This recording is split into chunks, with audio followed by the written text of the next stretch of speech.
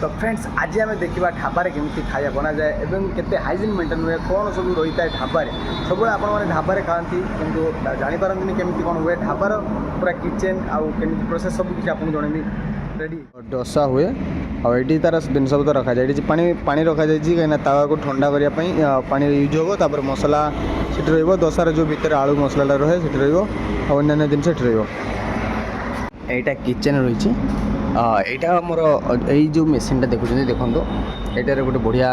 अच्छी गोटे सिस्टम अच्छे ये जो पत्थरटा आउे पकईकि ये प्लग कर खेचिदेले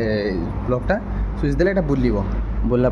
2 किलो चाउल को आमको 45 मिनट लगे पेशापी टी हल्का पानी देते ये देखी पड़ते गोटे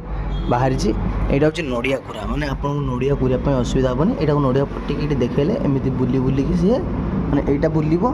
ता सहित एटा ही बुलला मैंने गोटे कम गोटे मेसिन 2टा काम हो नड़िया कोरा हो प्लस एतर माने जो दोसार जो येटा घोलटा सेटा भी हो देखी पारे ये आमर गाजर कटाई रही अदा लंका कटाई आन्य जिन कटा मसला आलू मसला ये रही दोसार पिठौटा तापर यहाँ आमर चटनी रही जैकि आउ टे मॉडिफाई हम आउे आपने खटा मीठा सांबर देखी पारते आप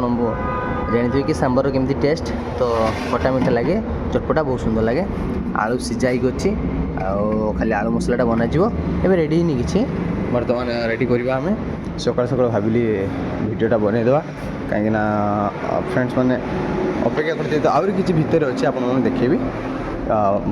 सेमती वीडियो रही था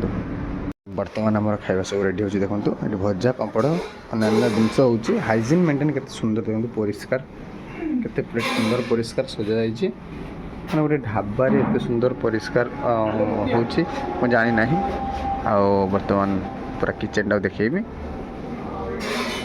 तो फ्रेंड्स ये मोर फास्ट ब्लॉग जहाँकि जब आपण मैंने भल पाइबा दिखती ताले आपन को मु गोटे नेक्स्ट वीडियो रे बहुत जल्दी आनिबी कि